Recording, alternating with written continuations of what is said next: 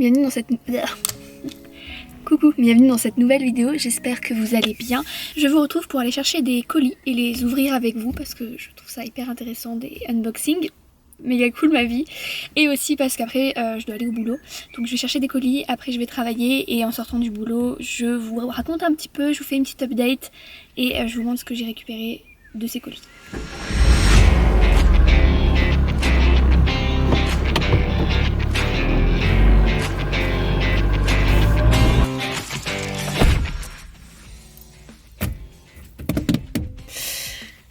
Ça fait trop bizarre, j'arrive pas à me dire que je suis quasiment en vacances, que j'ai quasiment fini le travail que j'avais commencé au mois de novembre.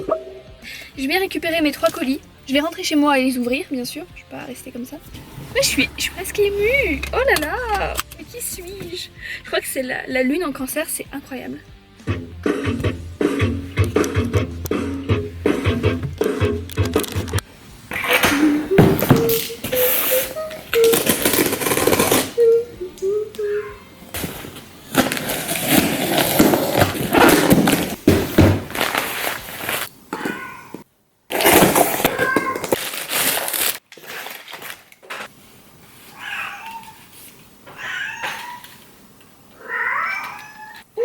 Deux secondes.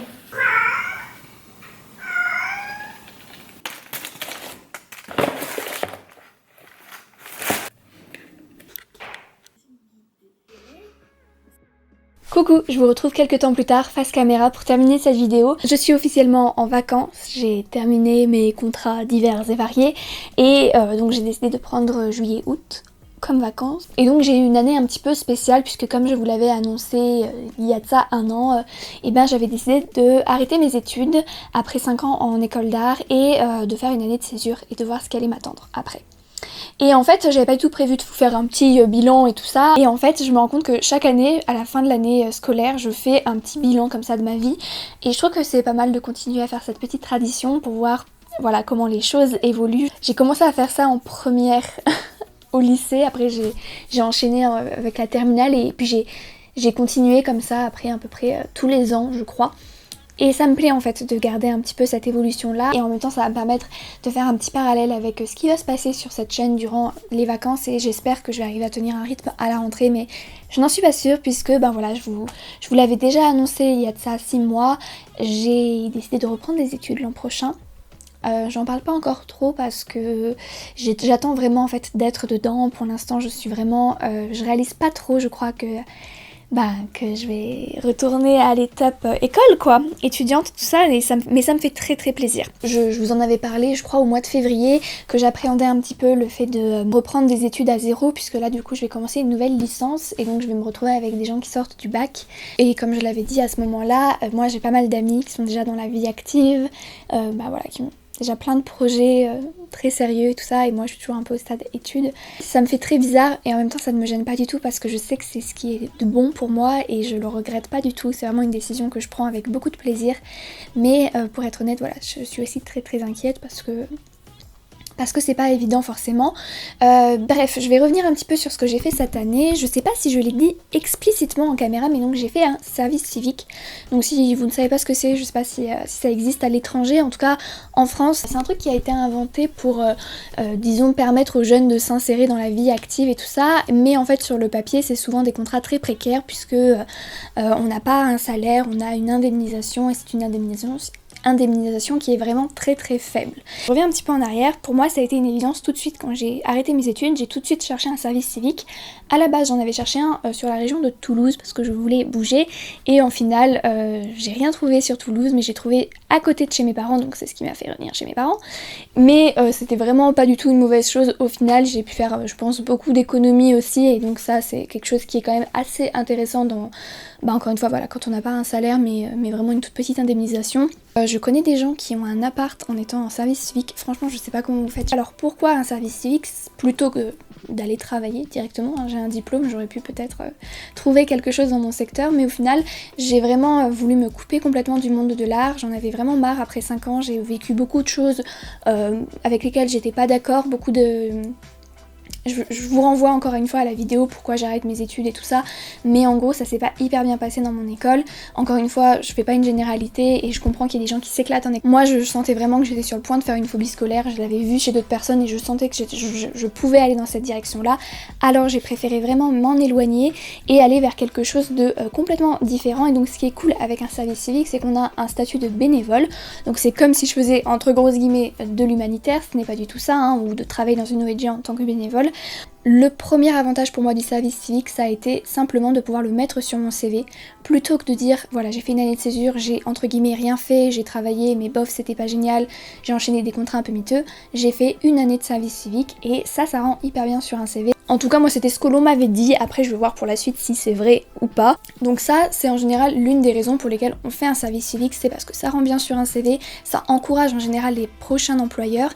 Voilà, vous connaissez sûrement le truc du il me faut un premier job pour avoir de l'expérience, mais dans chaque job que je demande, on me demande d'avoir déjà de l'expérience pour pouvoir être embauché. Et en fait ce qui est cool avec un service civique, c'est que ça fait office de première expérience, donc ça permet, je trouve en tout cas, de mettre en avant sa candidature. Et je pense que ça doit faciliter l'embauche, sinon dans les grandes lignes, mais je vous laisserai vous renseigner sur le sujet, de toute façon vous allez trouver pléthore d'informations sur internet.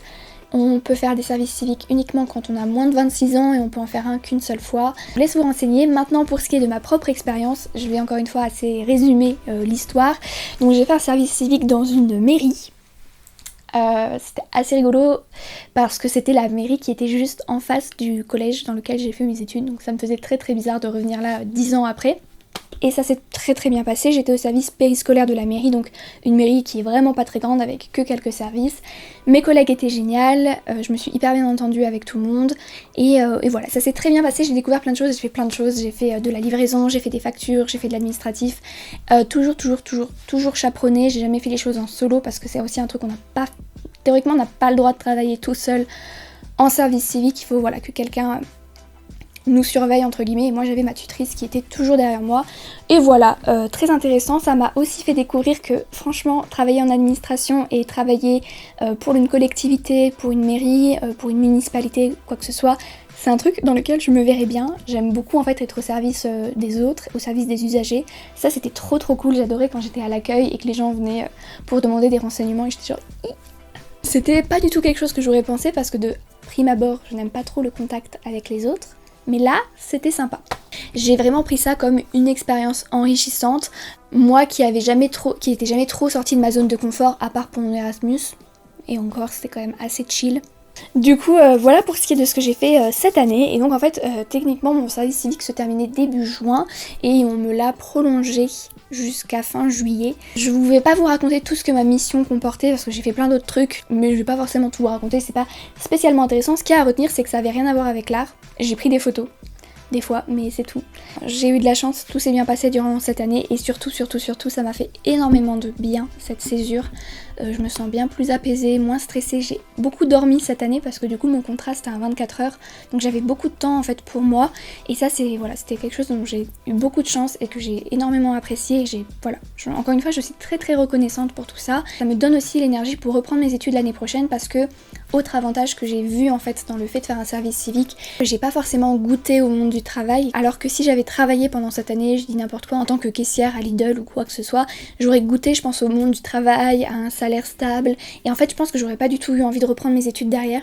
Sinon, pour les prochaines vidéos à venir, alors vous avez peut-être pu remarquer, mais les 3 dernières vidéos que j'ai sorties, c'était un peu des trucs chelous sur la beauté et tout ça, et en fait, voilà, j'avais noté ces vidéos dans mon planning, et je les ai tournées, donc voilà, je les ai montées et publiées après, mais j'en suis pas hyper satisfaite, enfin voilà. Mais du coup, pour vous dire, là, j'ai pas mal d'idées de vidéos par lesquelles j'ai envie d'aller maintenant, et notamment des vidéos sur la photographie et sur la peinture. En fait, je vais faire une vidéo sur le YouTube que j'aime, partie 2, donc avec toutes les vidéos YouTube que je regarde en ce moment, les chaînes YouTube qui vraiment me bottent et tout ça, donc encore une fois pour partager un petit peu les comptes qui me font kiffer. Et je me rends compte que ce qui me manque un petit peu en ce moment, c'est faire des vidéos un peu utiles, où vraiment j'apprends des choses, où je partage une expérience, peut enrichir celle des autres, je sais pas si c'est clair. Et du coup là, je vais me concentrer un petit peu plus sur tout ce qui va être mettre en avant en fait mon travail photo que je présente sur Instagram, ou pas d'ailleurs parce que je montre pas tout, et vraiment en fait j'ai envie d'en parler plus et de vous partager un petit peu voilà tout ce qui concerne cette passion qui me touche, et en même temps me dire que ça peut peut-être vous intéresser parce qu'en plus je sais que des photographes regardent mes vidéos, et même si vous faites pas de la photographie, je pense que ça pourra quand même vous intéresser parce qu'il y aura un petit côté un peu story time, genre je raconte ma vie mais aussi pour vous apprendre des trucs. Enfin je sais pas si c'est clair, mais c'est vers ce genre de vidéo que j'ai envie d'aller. Sinon, j'ai aussi prévu un contenu un peu plus militant autour du véganisme, toujours. J'en fais moins parce que j'ai du mal à trouver un format qui me convient pour donner mon avis sans avoir l'air d'être une pauvre conne. Le soleil me brûle la peau, j'espère que cette vidéo vous aura plu, j'espère que vous avez passé un bon moment en ma compagnie. Je vous souhaite une très bonne semaine, là je pars en week-end demain et à bientôt pour une prochaine vidéo. Bye!